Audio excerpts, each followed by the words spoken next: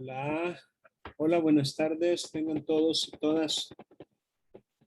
Vamos a dar inicio a la sesión de hoy, pero me gustaría que me confirmen si están escuchando, por favor. Hola, ¿pueden oírme? Sí, le escuchamos. Ok, perfecto, muchas gracias.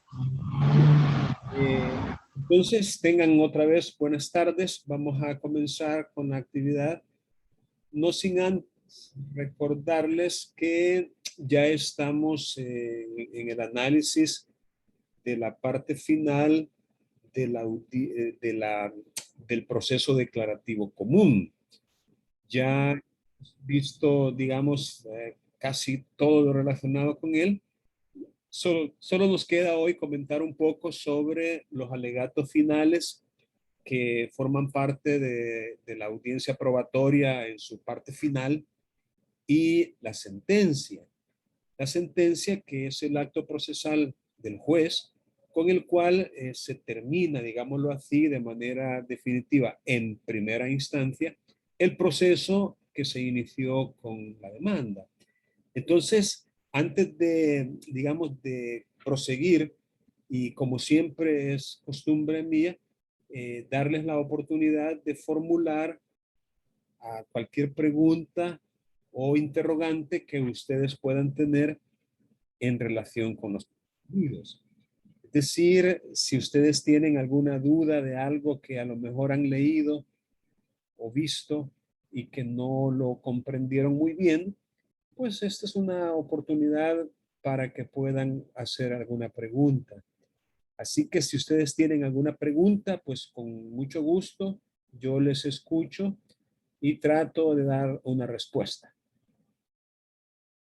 A ver, tenemos entre los participantes a varios y Licenciado, dígame, Elmer, le escucho. yo tengo una consulta. No me quedó muy claro la regla del iuri novin curia. ¿Cómo se aplica en la resolución de la sentencia? No sé si me la puede explicar. ¿Cómo no? Con mucho gusto. Hay un aforismo jurídico que dice más o menos así en español. Dadme los hechos y yo te daré el derecho. Es decir, hay una presunción legal que no, que por regla general no admite prueba en contrario, que se conoce como conocimiento presunto de la ley. Aunque parezca poco obvio, o aunque parezca risible, ¿verdad? Pero bueno, en el Código Civil hay un artículo que dice de que una vez que la ley ha sido promulgada, esta se presume conocida por todos los habitantes de la República, de tal manera que nadie puede alegar ignorancia de la ley. Y ojo, estoy refiriéndome al ciudadano común y corriente, a usted y a mí. Es decir, a todas las personas que habitamos un determinado territorio. Una vez que la ley ha sido promulgada, esta se presume conocida por todos. Y válidamente nadie puede alegar desconocimiento o ignorancia de las normas legales, de la ley. Ahora, si ello es así, con respecto al ciudadano de la calle, ¿cómo no será con respecto a los jueces? Que en principio su formación es jurídica. No hay ningún juez que no sea abogado. Es decir, ellos conocen el derecho. Y por eso el aforismo. Un juez le dice al justiciable, dadme los hechos y yo te daré el derecho. Dadme los hechos y yo, que conozco el derecho, yo lo voy a aplicar el derecho al caso concreto y te le voy a dar una solución legal. Eso es el jura novit curia, es decir, aquella situación en la cual los jueces, como conocedores que son del derecho, pueden resolver en base a él y suplir, ¿por qué no? Suplir cualquier error o cualquier laguna o vacío que las partes puedan haber incurrido en la formulación de sus pretensiones. En otras palabras, el jura novit curia implica que por el hecho de que los jueces son conocedores del derecho, ellos lo aplicarán aunque no se les pida expresamente. Esto no deja de ser un poquito contradictorio, poquito digo yo, con aquella exigencia formal de que en las demandas uno coloque también los fundamentos de derecho. Eso debería ser innecesario a la luz del jura novit curia. Es decir, considerando que los jueces conocen el derecho, por cierto, el derecho local, el derecho nacional, el derecho que rige en la República de El Salvador. Porque si nosotros basamos una demanda en el derecho extranjero, ese sí no se presume conocido por el juez. Y ese sí tendrá que ser objeto de prueba. El derecho extranjero, el no nacional. Pero el derecho nacional, ese sí ya es conocido, ya se presume conocido por no solo por todos los habitantes de la República, sino principalmente por los jueces, y por ello es que no se debería requerir, es decir, no debería ser un requisito, pues, el que falte en una demanda los fundamentos de derecho. Sin embargo, ahí está en el 276, que es el que contiene los requisitos de la demanda, como uno de ellos, el que uno le agregue la fundamentación legal, es decir, las normas de derecho que sirven como base para la pretensión. Ahora, quizás sea como para facilitar un poco la labor jurisdiccional. Bueno, digamos que está bien, la cacha es permitida. Como quien dice, dime no solo los hechos, sino también en qué te basas para pedirme esto. Pero yo seguiría pensando de que no debería ser un requisito. Es más, les pregunto para su análisis. Imagínense que usted de repente plantee ante un tribunal un caso muy sui generis, muy fuera de lo común, muy excepcional, un caso inédito, nunca antes visto. No hay pues ninguna ley, ninguna norma jurídica que se refiera a esa posibilidad, a ese caso en concreto, y que por ende le dé una solución. El legislador no lo ha previsto, es primera vez que ocurre un caso como ese. Tampoco hay jurisprudencia o sentencias judiciales que lo resuelvan, ni doctrina. Es decir, no hay nada que pueda servir de base. Pregunto, ¿será que un juez, al pronunciar sentencia, podría válidamente decir, el suscrito juez, considerando que no hay nada, que he buscado en todas partes, pero ni en países vecinos he encontrado nada, por ende, no puedo resolver? Me declaro incompetente para resolver este caso, pues no encuentro de dónde sacar fundamento para resolverlo. Pregunto, ¿podría un juez salir con eso ya en el momento de resolver un asunto? ¿Qué piensan ustedes? Me gustaría oír por lo menos un par de opiniones. Elizabeth Torres, ¿qué piensa usted? ¿Podría un juez válidamente decir eso? Miren, no tengo base legal para resolverlo, siento mucho. Es decir, no me pronuncio. Que las cosas queden igual. Elizabeth.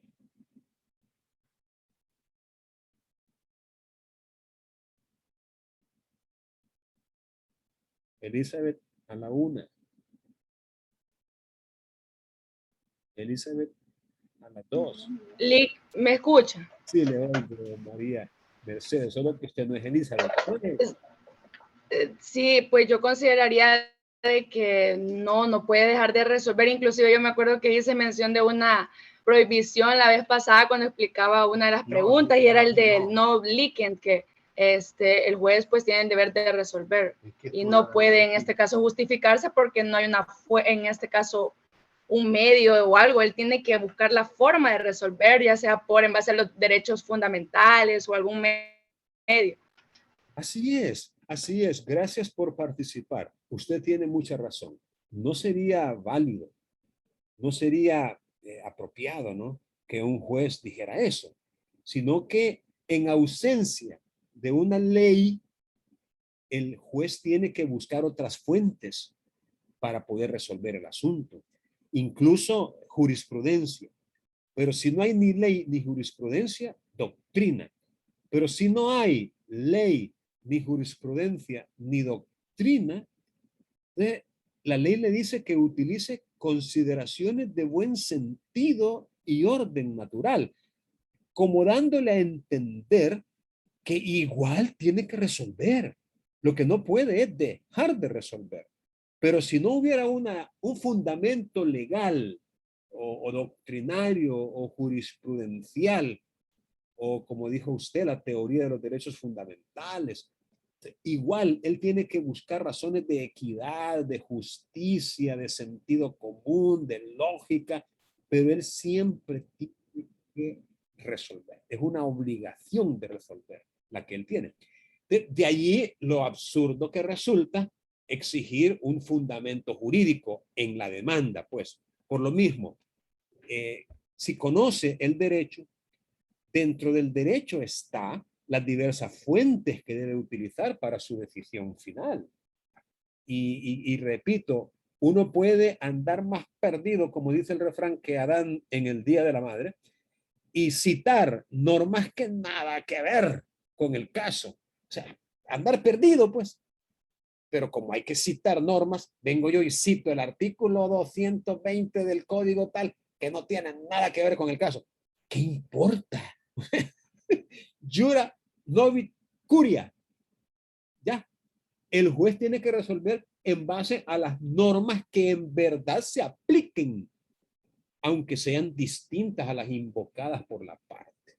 Así que en materia de derecho y de fuentes del derecho, el juez es omnipotente, pues, y él puede utilizar las normas que él considere convenientes, claro, en tanto en verdad resulten aplicables, por supuesto, porque tampoco se va a inventar, no va a ser lo contrario, el juez es el que anda perdido, no, ahí estaríamos mal, malísimo. Así que así sería más o menos el comentario que le haría yo, sin perjuicio de que en la lección o en los contenidos de esta semana hay un apartado muy breve, pero que hace referencia precisamente al Jura Novit Curia. Lick, Sí, dígame. Kenny. disculpe que lo interrumpa. Con gusto. Manda a decir la compañera Raquel que ella anda afónica, anda mal de la garganta, por eso no le pudo responder cuando usted le llamó, que es Elizabeth Torres. Vaya, está bien, está justificada. Ok, está bien, gracias. Muy bien, les decía que vamos a pasar revista ahorita a esta parte de los contenidos de la semana. Recuerden que estamos en la semana 12 ya. Ya es la semana previa a la actividad que corresponde al parcial. Y en esta semana los contenidos de la semana precisamente se titulan la sentencia judicial. La sentencia judicial. Entonces, aquí ustedes pueden ver, por ejemplo, una cita del artículo 217 del Código Procesal Civil y Mercantil, en donde se dice, como así, de manera muy puntual, cuáles son las partes de que se compone una sentencia. No importa si es de primera instancia o de segunda instancia o aún la sentencia de casación, no importa. Tiene que llevar un encabezamiento, antecedentes de hecho, fundamentos de derecho y fallo o pronunciamiento. Claro, una sentencia, los fundamentos de derecho no pueden faltar, aunque estemos en presencia de una fuente de derecho que no precisamente sea la ley secundaria o la constitución o la jurisprudencia. Ya les dije, un fundamento de derecho en casos como aquel podría ser esas consideraciones de buen sentido, de lógica, de justicia natural, de equidad, de sentido común. Entonces, y aquí es donde aparece, también aparece una parte relacionada con la congruencia. Bueno, pero eso es al final de estas explicaciones. Aquí está, la congruencia, que nos da, como quien dice, quiero ver, cuatro modalidades que se pueden presentar en materia de congruencia, o su opuesto, que es la incongruencia. Primero, que en la sentencia se otorgue más de lo solicitado por el demandante. Esta sería una sentencia extra petita, es decir, que da o concede más de lo solicitado. Fíjense que nosotros con una colega acabamos de tener un caso que lamentablemente cuando se presentó la demanda solo se pidió, era laboral, solo se pidió, como quien dice, ciertas prestaciones y por desconocimiento, por qué sé yo, por estar muy ocupada quizás la abogada que presentó la demanda, no pidió en la demanda otras prestaciones a las cuales también tenía derecho el trabajador. Entonces, resulta de que al resolver, el juez valoró que se le podía dar también aquellas prestaciones, aunque no se habían pedido expresamente en la demanda, porque eran como prestaciones a las cuales el trabajador tenía perfecto derecho. Es decir, sin embargo, no caían, aunque no recuerdo ahorita si caían o no en la categoría de irrenunciables, no recuerdo ahorita, pero el punto es que cuando llega, porque en apelación se confirmó la sentencia, pero cuando llega a la sala de lo civil basado en el principio de congruencia, resolvió de que como no se había pedido en la demanda, no se le podía conceder. Así tuviera derecho. En otras palabras, el principio de congruencia es relevante al momento de resolver. Y nosotros lo que tenemos que rescatar como litigantes actuales o futuros es que al presentar una demanda no podemos dejar de pedir aquello que consideremos que tiene derecho nuestro cliente o la persona a la cual representamos. Ojo, anótenlo, de solo oírlo podrían no recordarlo, pero si lo anotan y después lo vuelven a leer una o dos veces, va a ser más fácil que lo recuerden, porque, repito, esa fue una omisión negligente quizás, o en todo caso culpable, ¿verdad? De la abogada que preparó la demanda y que a la postre, ¿por qué no? Le puede traer responsabilidad. Miren, nosotros, no sé si para bien o para mal, no hemos llegado a un punto en el cual los ciudadanos exijan frente a todos sus derechos de la manera en que le deberían ser reconocidos.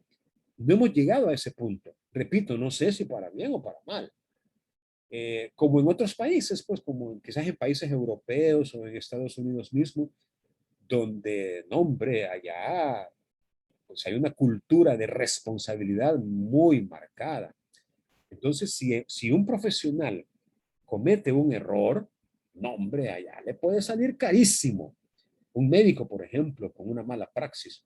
Aquí no, aquí, bueno, la vez pasada, no sé si ustedes tuvieron ocasión de leer la noticia de que entra un paciente al hospital para que le amputaran una pierna. No, hombre, le amputaron la otra. O sea, eso sucedió aquí en El Salvador y no es mentira, es cierto.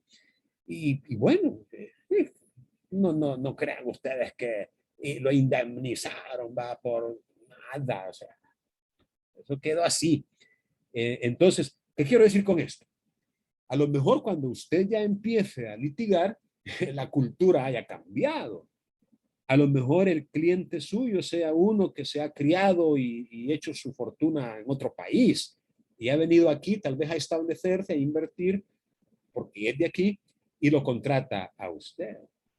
Y usted comete una omisión de estas, pues a lo mejor le reclame en las instancias correspondientes responsabilidad y usted tenga que reparar ese daño y perjuicio ocasionado por esa omisión.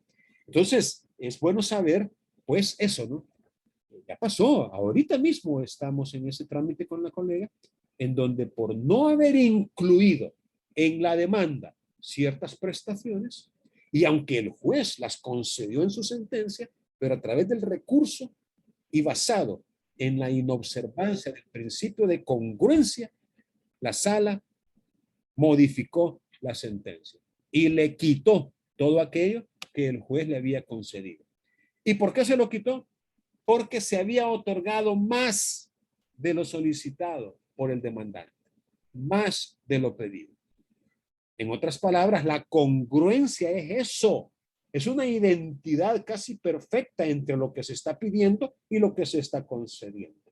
No se puede otorgar más, ni menos, ni cosa distinta de lo pedido, sino que tiene que haber congruencia plena y absoluta.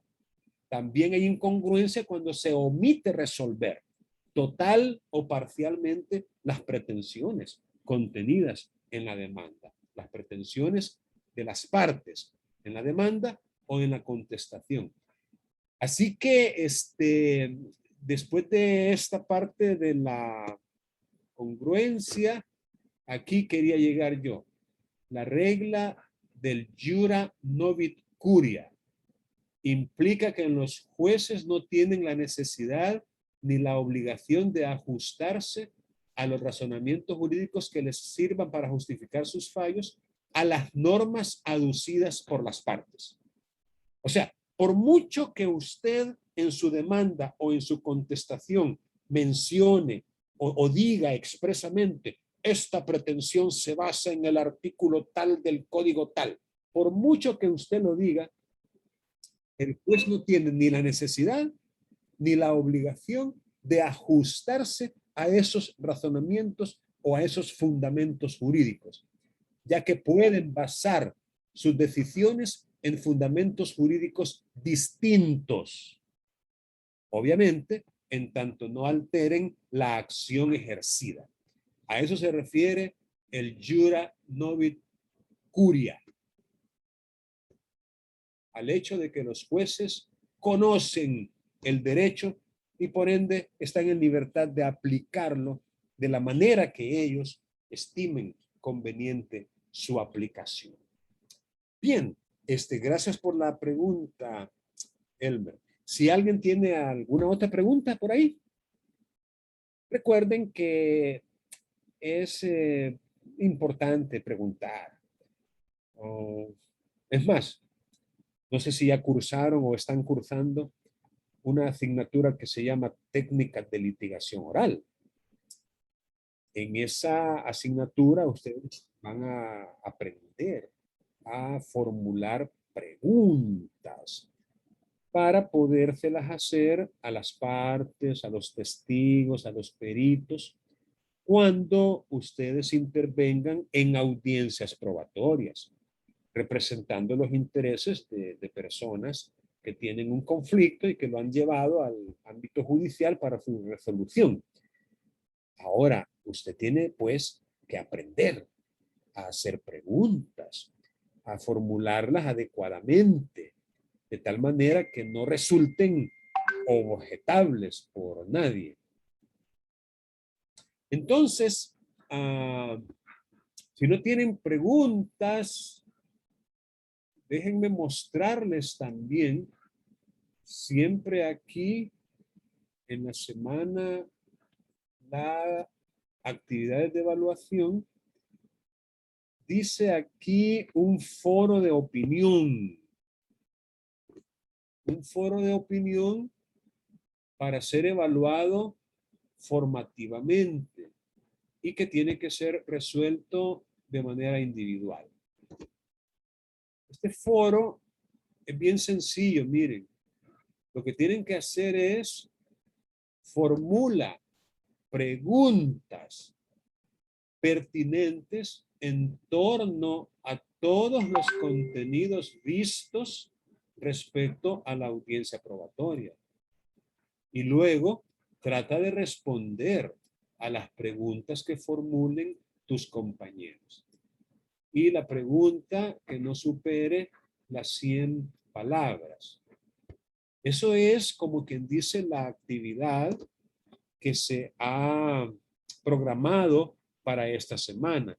No van buscando un puntaje acumulable a alguna otra actividad. No, esta es una actividad formativa para que ustedes puedan desarrollar esa competencia, esa habilidad, esa destreza de formular preguntas pertinentes, adecuadas, claras. Aquí está, es un criterio de evaluación, la claridad en las preguntas.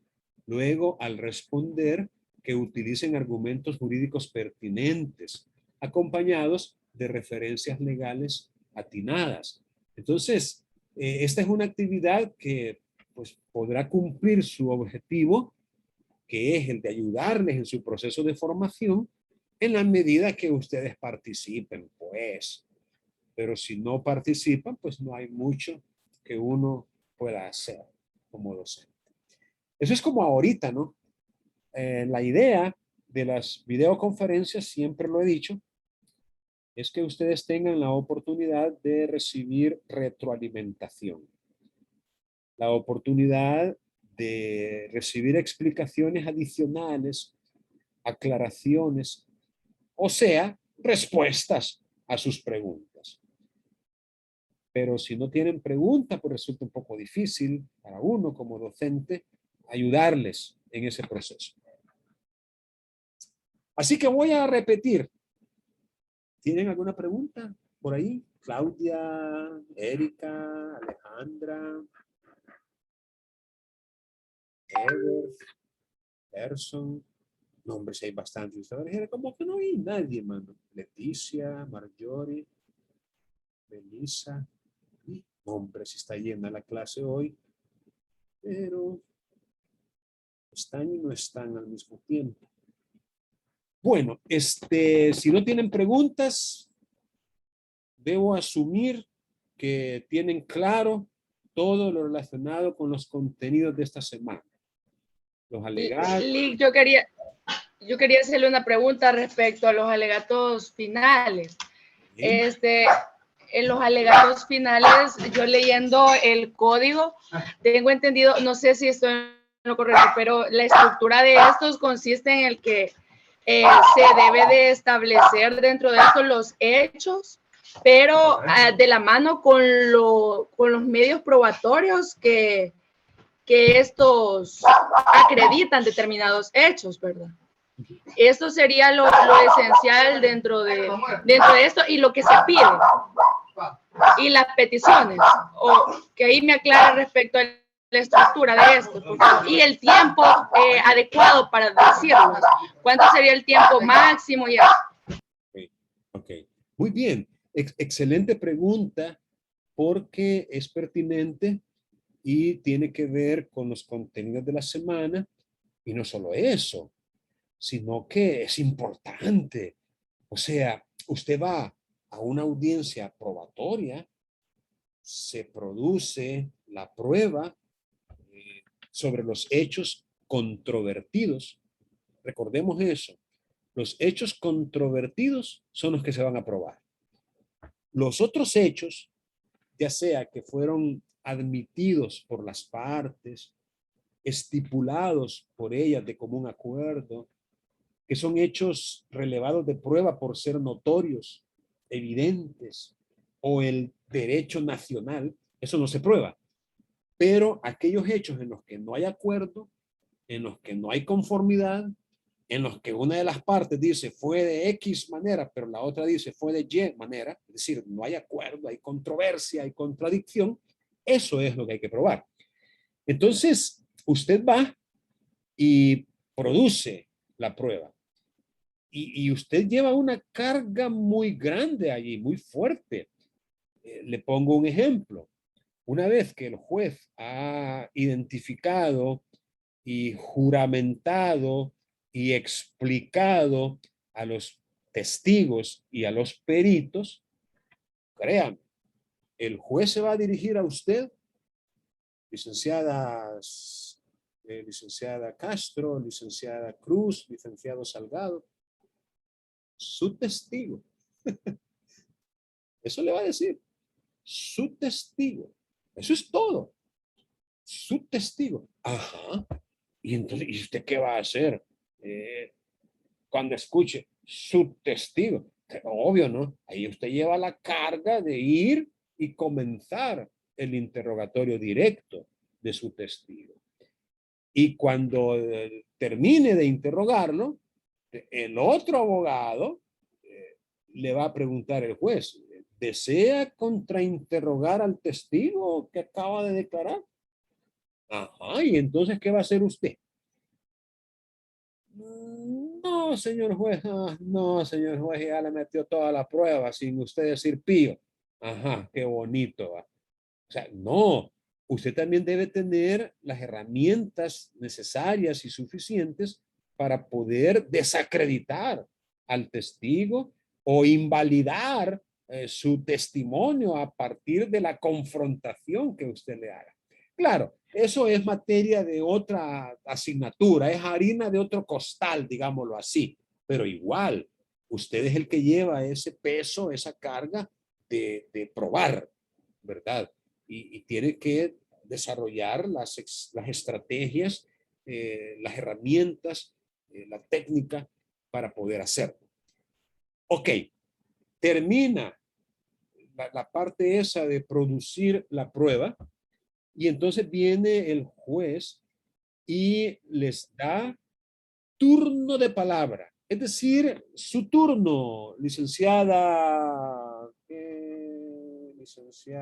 Quintanilla, su turno, licenciada Umaña, licenciada Bonilla, su turno para poder formular sus alegatos de cierre. Okay. Y le voy a dar, y aquí viene ya una decisión judicial, le voy a dar 1 hora como máximo a cada una de las partes. Ahí el juez tiene que ser parejo, parejo. El juez puede elegir de 1 a 3 horas. 1 como mínimo, 3 como máximo, para cada una de las partes. Obviamente, fundamentado en la complejidad del caso. ¿Qué tantas pretensiones se han dilucidado? ¿Cuántos medios probatorios se produjeron? ¿Cuántos testigos dentro de ellos declararon? ¿Cuántos peritos? Es decir, ¿cuánto duró la audiencia probatoria que pudo haberse llevado a cabo en 2, 3, 4, 5 días, uno detrás de otro? Es decir, según cuántas piezas hay en el expediente, ¿no? Hay expedientes voluminosos de 7, 8, 10, 20 piezas cada una de 200 folios. Es decir, según la complejidad del caso, así será el tiempo que le va a dar para los alegatos. 1 hora como mínimo, 3 como máximo. Es posible que usted no esté de acuerdo con el tiempo que se le ha concedido.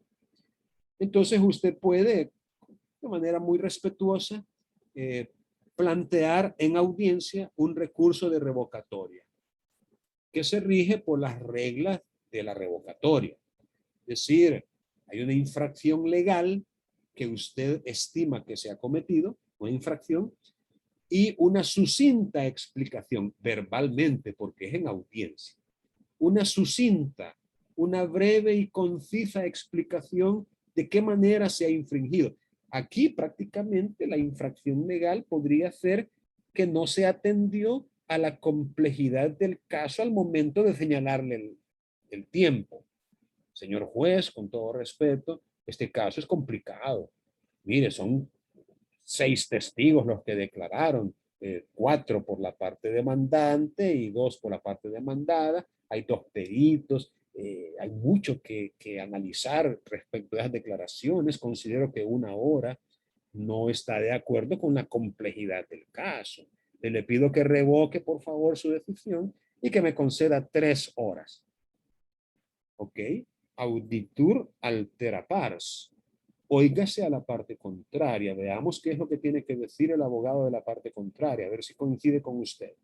Allá el otro colega de la parte contraria podría estar de acuerdo con usted o podría, como quien dice, por chancadearla a usted. No, señor juez, hasta mucho. Es más, si yo cuando intervenga ni la hora voy a tomar. Ya va a ver que unos 20, 25 minutos puede hablar nada más. Podría ser. A lo mejor él no está tan preparado como usted. Y él, digamos, llegó improvisadamente, qué sé yo, de toda la niña. Entonces, pero el punto es que le tiene que dar audiencia a la parte contraria y luego resolver. Luego resolver ya de manera definitiva. Si le da la hora, es decir, las 3 horas, o le da un poco más, el juez va a decidir. Pero él le va a señalar un tiempo para que usted haga los alegatos. Una vez que ya usted ya está en el ejercicio de su turno, pues usted comienza y efectivamente usted narra o relata de manera clara los hechos que usted considera probados. Es decir, eso es algo que usted tiene que mencionar en su intervención. Como quien dice, entiendo, su señoría, que con la declaración de los testigos, fulano y mengano, se pudo probar los hechos tales y tales y tales contenidos en la demanda de esta y de esta manera. Ya que el testigo, fulano, dijo, bla, bla, bla, en tanto que el otro testigo lo corrobora diciendo, bla, bla, bla. Es decir, usted hace, repito, un relato pormenorizado, claro y ordenado de los hechos que obviamente usted considera que ha probado. Eso está probadísimo, su señoría. Y también tiene que, por supuesto, y como muy bien lo dijo su compañera ahorita, tiene que mencionar las pruebas que acreditan esos hechos. Pero no debe limitarse a eso. Es decir, no debe restringirse a los hechos que usted alegó, ya sea como demandante o como demandado, más las pruebas que los acreditan, porque eso sería como muy corto.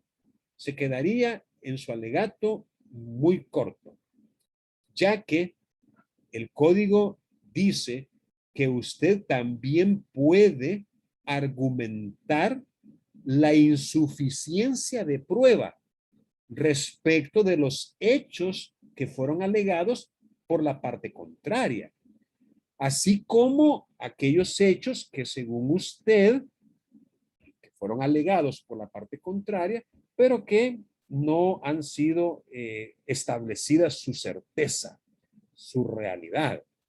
En otras palabras, los alegatos es una ocasión, permítanme un segundo, estoy en clases ahorita, le llamo al tribunal. Bueno, disculpa. Les decía que los alegatos deben incluir también esa parte, llamémosle ese aspecto de ataque a la prueba que presentó la parte contraria. Como que dice, no solo va a hablar bien de usted, sino que también tiene que aprovechar para hablar mal del otro, por decirlo de una manera. Es decir, usted comienza con sus propios hechos y la manera en que las pruebas que acaban de desfilar acreditan esos hechos, pero también tiene que aprovechar anticipándose incluso a lo que la otra parte pueda decir. Y diciendo, aquí el abogado le va a venir a decir que probó, pero no es cierto. Mire, ese testigo, por ejemplo, se contradijo con aquel otro, además se contradijo con el reconocimiento judicial. Y aquel testigo dijo, usted puede referirse libremente a lo que dijo el testigo de la parte contraria y la manera en que lo que él dijo no alcanza a probar lo que el abogado pretendía con él. Es más, usted hasta podría decir que esos testigos presentados por la parte contraria fortalecen su tesis. Es decir, ellos mismos vienen a probar los hechos que yo aduje. Es decir, es como que si yo los hubiera presentado. Gracias, licenciado, por ese favor que me hizo. Es decir, usted puede perfectamente referirse. ¿Y por qué ello es así? Por un principio que se conoce como principio de comunidad de la prueba. Es decir, una vez producida la prueba, no le pertenece a la parte que la presentó, no, le pertenece al proceso. Es decir, usted, como es una prueba común, perfectamente la puede utilizar para traer agua a su propio balde. Es decir, no hay ningún problema en utilizar la prueba de la parte contraria, en tanto le favorezca a usted. Pero también la puede desacreditar, también la puede criticar y es en los alegatos. Miren, no se confíe dejándolo para la réplica, porque réplica podría no haber. Podría no haber. Es decir, no hay nada malo en decir todo lo que tiene que decir en una sola oportunidad. De tal manera que, si no fuera necesario, no hablar una segunda vez, si no fuera necesario. Claro, si resulta necesario, porque lo que dijo el otro colega en su intervención, usted siente que la balanza la inclinó en su contra, ahí no, tiene que tratar de levantar esa balanza con una nueva intervención, por supuesto. Pero hay que tener mucho cuidado en eso y yo prefiero, en lo personal, no atenerme y no dejarlo para después, sino de una sola vez decir lo que tenga que decir con respecto a mis propios hechos y mi propia prueba, pero también con respecto a los hechos y a la prueba de la parte contraria. La otra parte que tampoco se puede omitir en su alegato es lo que tiene que ver con los fundamentos de derecho que resulten aplicables y obviamente que sean conformes también con la prueba.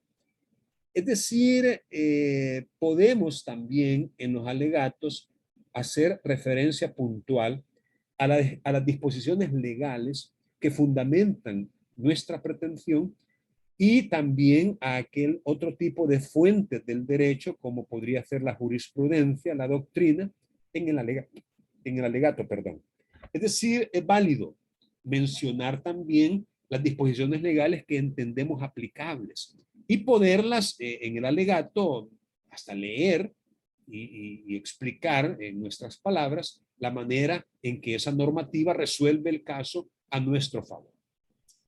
Así que si nuestra petición es de condena a una cantidad de dinero, entonces tenemos que mencionar de manera puntual la cantidad precisa, o como lo dice el código, el monto líquido que queremos que se condene.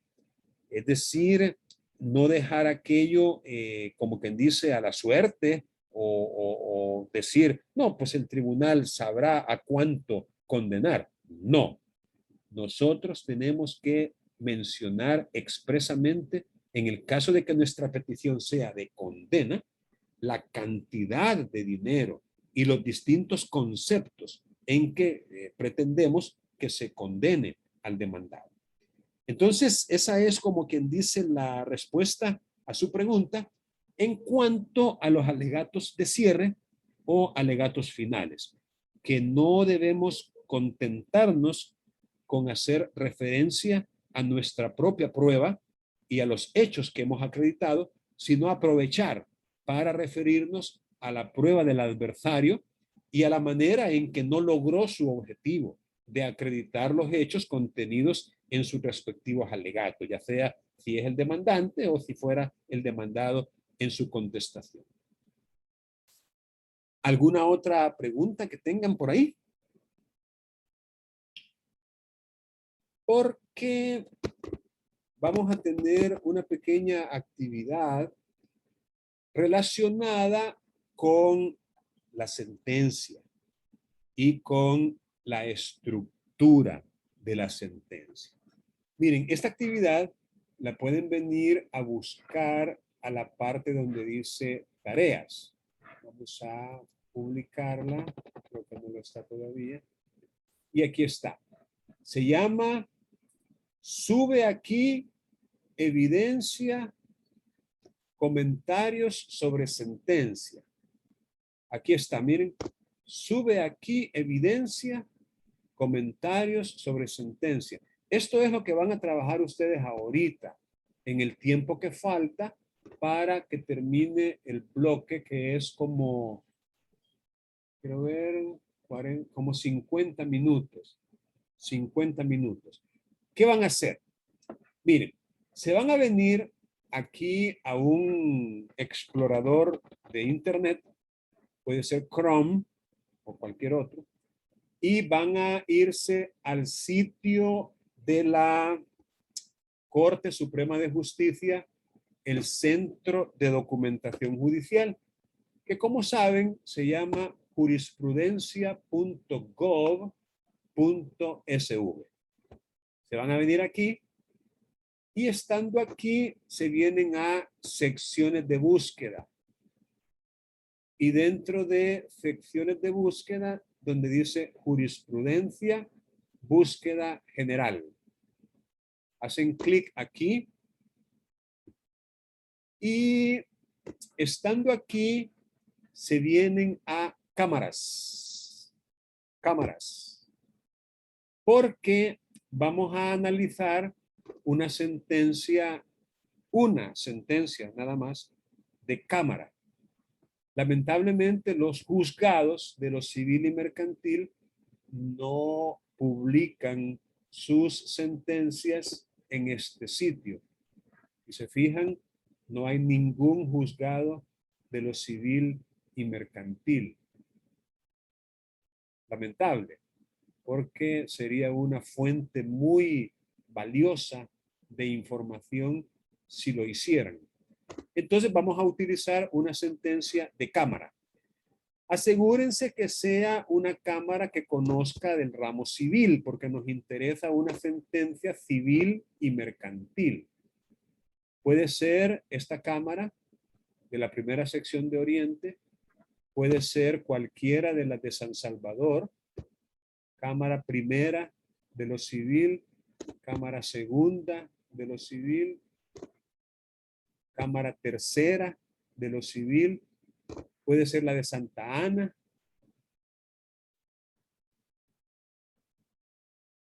esta, cámara de lo civil de la primera sección de Occidente en Santa Ana, puede ser la cámara que ustedes quieran. Ejemplo, probemos esta, de Santa Ana. Luego, aquí hagan clic donde dice civil y mercantil, porque como son varias ramas del derecho que ellos conocen, pero nos interesa ahorita civil y mercantil. Hacen clic aquí Y simplemente pongan aquí, por ejemplo, cámara. Todas las sentencias llevan la palabra cámara. Pongan cámara aquí, busca la palabra, pongan cámara. Porque todas las sentencias llevan la palabra cámara, ya que ellos son el tribunal. Y luego le dan aquí en búsqueda libre. Entonces aquí van a ver que está buscando, aquí está buscando, y aquí les aparecen resoluciones. Vaya, autos definitivos no nos interesa ahorita. Nos interesan sentencias. Donde diga sentencias, eso sí nos sirve. Y mire, aquí son autos definitivos. Este no nos sirve porque lo que queremos es analizar una sentencia, no un auto definitivo. Entonces, aquí usted escoja la que usted quiera. Mira, hay varias páginas. La que usted quiera, pero que diga sentencias, civil y mercantil. Ejemplo, mire, usted agarra esta. No, este es auto definitivo. Tiene que ser sentencia, esta. Y una vez que usted la encuentra, este es el número de referencia. Miren, este que está aquí es el número de referencia. Lo van a necesitar. Van a necesitar la fecha también en que se pronunció, el tribunal que lo pronunció. Eso lo van a necesitar. Entonces, ¿qué hacen aquí? Donde dice archivo. Aquí van a hacer clic. Donde dice archivo. Porque aquí está la sentencia. ¿Ve? Aquí está la sentencia. Esta sentencia la pueden descargar haciendo clic aquí. Download. Aquí la descargan. Y la pueden trabajar localmente. Aquí donde dice download. Y una vez que han descargado la sentencia, la van a analizar. ¿Y qué van a hacer? Aquí está, miren. Contesta puntualmente en un archivo de Word o PDF subido a una nube. Dropbox, OneDrive, Google Drive, cualquier otro. ¿Qué es lo que van a contestar? 1, 2, 3, 4, 5. ¿Cuál es la referencia? Ya les dije dónde está. ¿Cuál es el tribunal que la dictó? Ya les dije también. ¿En qué fecha fue dictada? Ahí está también. Ok. Estas serían básicamente las dos preguntas. ¿Cumple esa sentencia con los elementos que conforman la estructura de una sentencia según el artículo 217? ¿Y qué opinión les merece la sentencia? O sea, algunos comentarios. ¿Fue una sentencia justa? ¿Fue una sentencia injusta? ¿Se apegó al derecho aplicable? Es decir, un comentario que ustedes puedan formular. Eso sí, lo vamos a trabajar colaborativamente. Es decir, lo vamos a hacer en equipos. En equipos. Y vamos a disponer de 35, 45 minutos.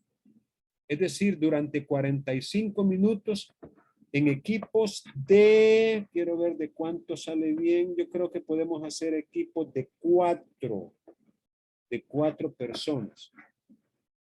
Yo voy a formar aquí los grupos y vamos a formar ahorita grupos y durante 45 minutos van a trabajar con esta actividad. Van a quedarse en rooms o salones dentro de Zoom. Ahí ustedes pueden comunicarse entre sí de la manera que quieran. Uno de ustedes puede proyectar y mostrar la sentencia en pantalla. Es decir, pero van a trabajarlo colaborativamente. Pero eso sí, solo un integrante del grupo va a subir a esta tarea. Aquí, por ejemplo, le voy a poner la vista del estudiante. Aquí empezar tarea y aquí va a colocar el vínculo. El vínculo. Y en los comentarios, aquí pueden poner los nombres de los integrantes del grupo. Integrante 2, etc. Aquí pueden poner los nombres de los que trabajaron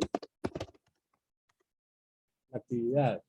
Aquí ponen el vínculo, el vínculo de Google Drive, donde está, digamos, el enlace. Asegúrense de que se pueda leer también, porque a veces lo mandan bloqueado. Tienen que asegurarse de que esté desbloqueado. Y luego entregar tarea. Entregar tarea. Bien, ¿alguna pregunta relacionada con la actividad antes de crear los salones? Ahorita van a ir a trabajar, se van a quedar solos y a las 4:10, simplemente el programa se va a apagar, el solo. ¿De acuerdo? Bueno, a mí me quedó clara la actividad, pero sí quería hacerle una pregunta. Okay. Y es respecto del parcial. Quería ver si usted me podría explicar en qué va a consistir el parcial. Vaya, fíjense que tendría que remitirme. Déjenme chequear.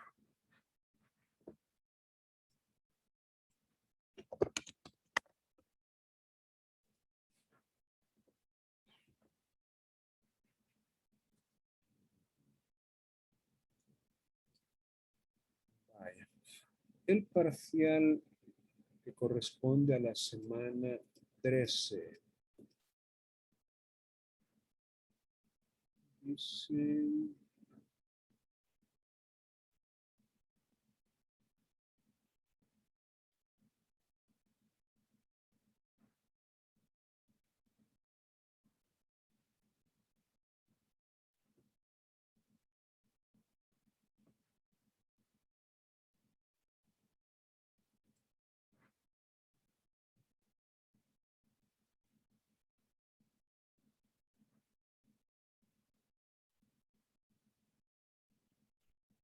Simulación de una audiencia probatoria.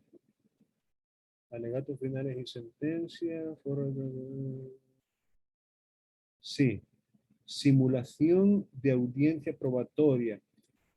En su momento se les va a explicar en los contenidos de la próxima semana y se les va a dar el tiempo necesario y suficiente para que puedan participar. Sí, es una simulación de una audiencia probatoria. La semana pasada se les colocó una audiencia probatoria simulada, por cierto, porque es un concurso de técnicas de litigación oral programado y por el Consejo Nacional de la Judicatura. Entonces, de momento, para que puedan prepararse para la actividad del parcial, les recomiendo que vean. La semana pasada se colocó en los recursos. Quiero ver si se los puedo mostrar. Salir de la vista del estudiante.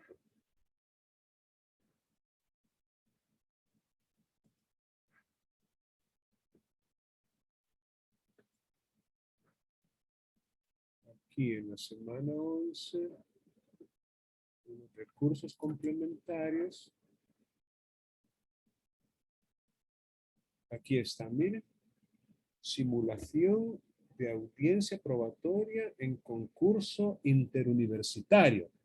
Entonces, aquí está el video. La idea, obviamente, es que ustedes... Buenos días a todos los presentes que se encuentran en esta sala de audiencia. Les informo que en breve daremos inicio a la audiencia probatoria señalada para este día y en esta hora. Sur número 1145 en San... Fundamenta y califique su juez especializado. Por lo tanto, le sin efecto la garantía, ¿sí o no? Entonces, ahí ustedes tienen ya como un antecedente de lo que va a suceder. Así que contestando su pregunta, se trata de la simulación en equipos, por supuesto, de una audiencia probatoria. Bien, ¿alguna otra pregunta que tengan? Vamos a pasar entonces a los rooms para que trabajen ahorita con la sentencia. La estructura de la sentencia, tomando una muestra, una sentencia cualquiera.